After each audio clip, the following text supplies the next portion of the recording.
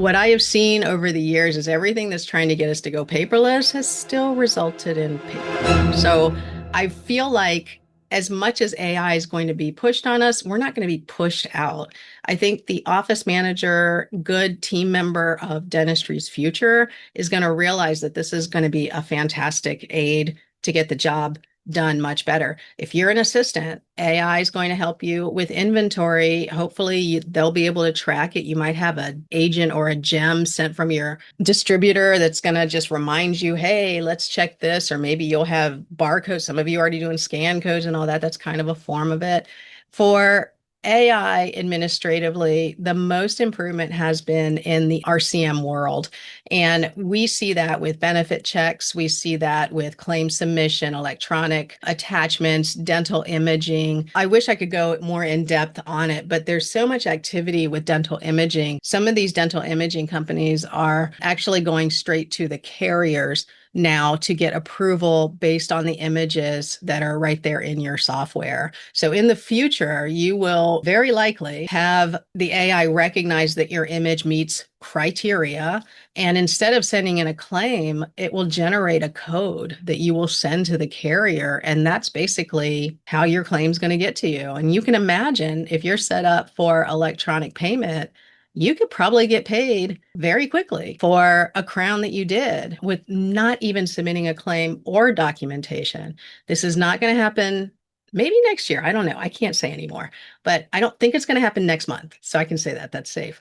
But we are moving into that world. I mean, Kevin and I, we see a lot of companies come and go. I get pitched on this stuff all the time, and I am stunned at how fast this field is changing with AI. Here is CAQH. They have this great report they put out once a year. I'm happy to give it to you. It's a big one, but it's basically like electronic transactions in dentistry. This one cracks me up because I presented in front of a bunch of carriers, and I was like, this slide makes me laugh, you guys. I have to explain this because when CAQH brought this up on the screen, they were puzzled by why there were so many transactions that were strictly electronic. So let me explain. That 839 is the amount of verifications that are just completely electronic, just automatically sent in. Then you've got the ones that are portals. That's the light blue. Then you've still got people picking up the phone or faxing. Okay. So you've got like a mix here. The truly electronic has spiked, and they're like, wow, but the other ones haven't gone down. So why is that one spiked and the other ones haven't gone down? And I'm just cracking up because I know why, and you all know why. As soon as I say it, you're going to go, yeah, that makes sense. You probably are doing your eligibility checks through Vine, through your practice management software, through your Solution Reach, whatever, Mango.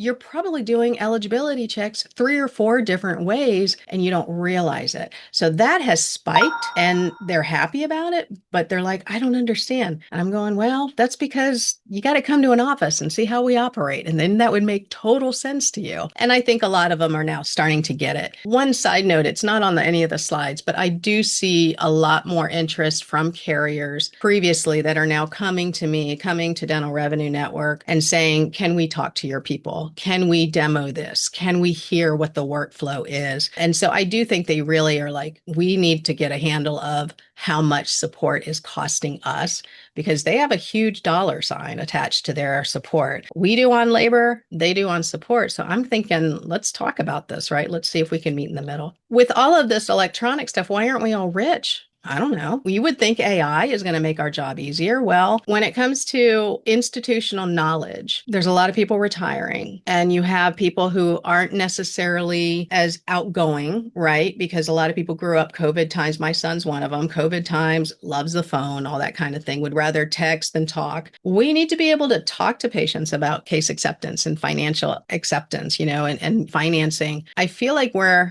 going to, for Kevin's back to basics, I feel like we're going to go back to the patient experience enrichment. There is a real need for a lot of voices on patient education out there in case acceptance. I can just tell you from working with a ton of offices and hearing from doctors, it's a bad state of affairs out there. So you're also hearing from doctors saying, I don't think my staff can explain it that well. They're newer. I'm still working on it. So doctors are actually spending more of their time, which is productive, but not really, right? Like they could be more productive doing a crown. So the other side of this is with insurance estimates, estimates, all of these different networks, when you're not sure of the estimates and if they're going to be accurate, then you're definitely not going to be confident when you're presenting. Well, patients pick up on that, right? Another issue is, and we just talked about this on the membership, is that we have a big problem in our industry, which is gigantic accounts receivable. Huge. So a lot of offices, and see, I'm hearing this from my CPA friends, doctors are waking up looking at the end of year reports and they're like, okay, I'm profitable. Well, why am I not like collecting all of this out here? And what's happening is we're really good at text to pay.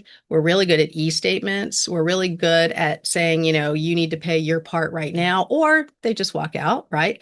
But there's no like nuance and getting the financial options in there. And so as a result, we're not actually picking up the phone and saying, hey, what about that, that overdue balance? We're letting these balances age and age and age. And so I do think for 26, if you hear me speak anywhere, you're definitely going to hear about accounts receivable because I do think it's a real problem in our industry.